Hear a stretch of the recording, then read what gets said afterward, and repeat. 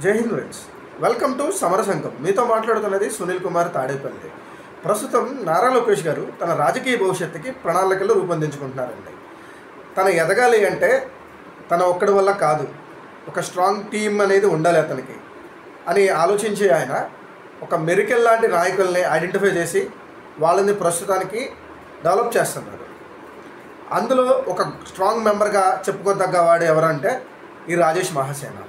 నేను ఎందుకని ఈ బ్రహ్మాస్త్రం నారా లోకేష్ చేతిలో ఈ రాజేష్ మహాసేన అన్న అతను అనేది ఈ వీడియోలో చెప్పబోతున్నాను.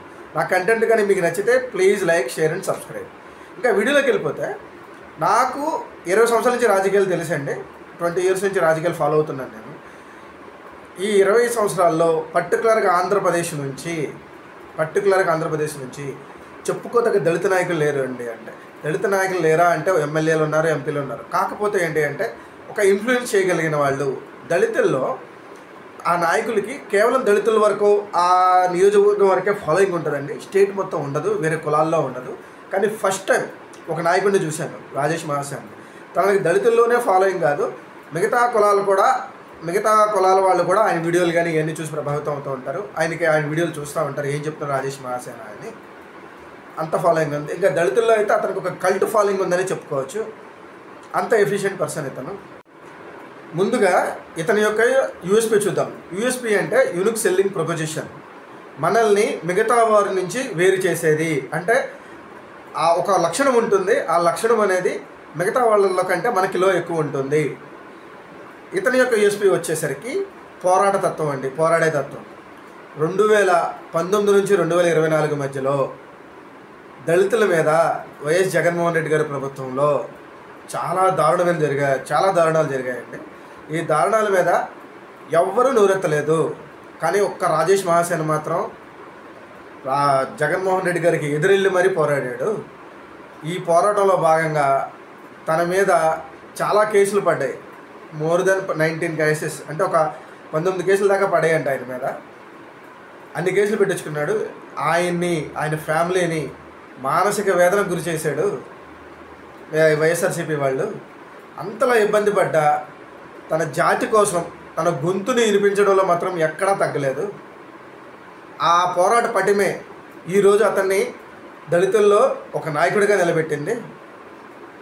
ఈరోజు ఆ పోరాట పటిమ వల్లే మిగతా కులాల్లో కూడా రాజేష్ మహాసేనకి ఒక పెనట్రేషన్ వచ్చింది. రాజేష్ మహాసేన ఇంకా ఒక రకంగా చూస్తున్నారు, అరే ఇతను ఖచ్చితంగా ఇతని దగ్గర విషయం ఉంది, ఇతను పైకి వెళ్తాడు అన్న విషయంలో ఉన్నారు.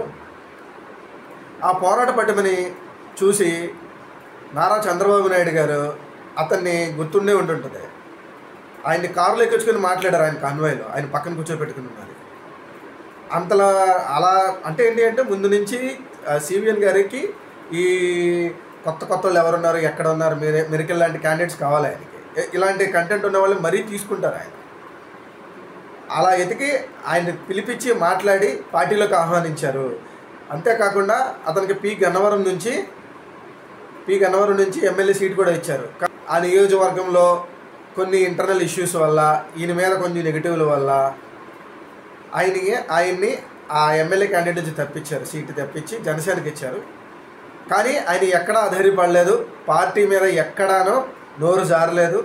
స్టిల్ ఆయనకి ఎమ్మెల్యే సీటు వద్దు అని చెప్పి అన్నారని తెలిసి కూడా ఆయన చంద్రబాబు నాయుడు గారి దగ్గరికి వెళ్ళి నీకు ఇలా సో అని చెప్పినా కానీ సరే ఆయన ప్రతి మాట విని ఆయన అర్థం చేసుకుని ఆయన బాబు గారు వెనకలే ఉన్నారు, లోకేష్ గారు వెనకలే ఉన్నారు. ఆయన ఎక్కడికి ఆయన వేరే పార్టీ వెనక చూడలేదు, చాలా జెన్యూన్గా ఉన్నారు. అంతేకాకుండా ఇంత పోరాట పడ్డం అంతా చూసి నారా లోకేష్ గారు ఆయనకి యువగళంలో చూశారుగా కొన్ని ఏరియాల్లో ఈయన పిలిపించి మరీ యాంకరింగ్ చేయించారు రాజేష్ మహాసేన్ని. అంతలా నారా లోకేష్ గారు ఇతన్ని ఎంకరేజ్ చేశారు. ఈరోజు అతను ఒక మెరిక లాంటి నాయకుడిగా ఎదగబోతున్నాడు. ఖచ్చితంగా టీడీపీ పార్టీ అతను ఒక నాయకుడిగా ఎదిగేలా చేస్తుంది అనడంలో సందేహం లేదు. పార్టీలో ఇప్పుడు ప్రస్తుతం అతను అధికార ప్రతినిధుల్లో ఒకడండి. నెక్స్ట్ ఫ్యూచర్లో డెఫినెట్గా ఇతనికి, అంటే ఇప్పుడు ఈ పొత్తు అనేది ఎల్లకాలం ఉండదు, ఖచ్చితంగా ఇతనికైతే ఇంపార్టెన్స్ డెఫినెట్గా ఉంటుంది. ఒక 10 ఏళ్ల తర్వాత లేకపోతే ఈయనకి ఏదైనా ఒక మంచి పదవి ఈ కూటమిలోనే ఉండడంగానే ఏదో పదవి ఇవ్వడమో డెఫినెట్గా అయితే జరిగిద్ది ఈయన పార్టీని నమ్ముకుని ఉంటే. ఖచ్చితంగా నేను ఆశిస్తున్నది ఏంటి అంటే ఆయన అయితే ఉంటారని అనుకుంటున్నాను. ఆయన ఇప్పటికే అటు ఇటు అనేసరికి కొంచెం నెగిటివ్ వచ్చింది, ఒక నిలకడలేని మనిషి అని చెప్పి అనుకుంటున్నారు అని చెప్పేసి. కానీ ఏంటంటే ఇప్పుడు దాన్ని ఆయన పార్టీలో కంటిన్యూ అవుతా ఆ ముద్రను తొలగించుకుంటున్నారు ఈరోజు ఆయన. నారా లోకేష్ గారు ఈయన్ని ఎందుకని ఐడెంటిఫై చేశారు అని చెప్పి అంటే, దళితుల్లో తెలుగుదేశం పార్టీ ముందు నుంచి అంత పెనట్రేషన్ లేదు. అంటే ఏంటంటే దళితుల్లో ఓటింగ్ లేదా అంటే ఉన్నారు. 60% majority of Dalits are with anti TDP. అంటే కాంగ్రెస్ అనుకోవచ్చు, తర్వాత వాళ్ళే రేపు కాంగ్రెస్ పార్టీ అలా మాయమైపోయిన తర్వాత వైఎస్ఆర్సీపీలోకి వచ్చారు. సో ఏంటంటే 60-40 ఉంటారు, కొన్ని చోట్ల అయితే 80-20 ఉంటారు. అలా ఉంది, అంతా పెనట్రేషన్ ఉందన్నమాట. ఇది ఆపోజిట్ పార్టీ వాళ్ళది. టీడీపీకి నాయకత్వం లేరు, ఉన్నారు కానీ అంతే ఇన్ఫ్లుయెన్స్ చూపించగలిగే వాళ్ళు లేరు. నాయకత్వం లేరా అంటే ఉన్నారు, కాకపోతే అంటే నియోజకవర్గాల వరకే మాత్రమే పరిమితం. కానీ ఇతను మాత్రం స్టేట్ మొత్తంలో ఉన్నటువంటి దళితులు ఇన్ఫ్లుయెన్స్ చేయగలరు.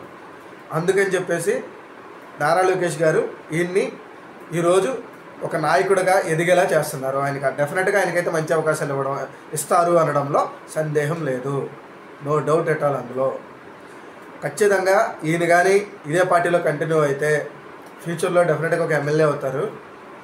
అసెంబ్లీలో దుమ్ము లేపడం మాత్రం ఖాయం. ఏదో ఒక రోజు ఖచ్చితంగా ఆయనకంటే ఒక రోజు వచ్చింది. బట్ ఏంటి అంటే ఆయన keep on doing his work. ఆయన వర్క్ని, ఆయన చేసే పనిని రెగ్యులర్గా చేసుకుంటూ వెళ్ళిపోతా, పార్టీకి సపోర్ట్ ఇచ్చుకుంటూ ఉంటే చాలు. అతను ఒక ఎమ్మెల్యే అవుతాడు, ఖచ్చితంగా మినిస్టర్ కూడా అవుతాడు. ఎమ్మెల్యే అయితే అంత దమ్మున్న నాయకుడు నేనైతే చూడలేదండి. నాకైతే అతని నాయకత్వం మీద, అతను చేస్తున్న వీటి మీద ఇంప్రెషన్ కలిగి నేను ఈ వీడియో చేశాను. నా కంటెంట్ కానీ మీకు నచ్చితే please like, share and subscribe. Thank you.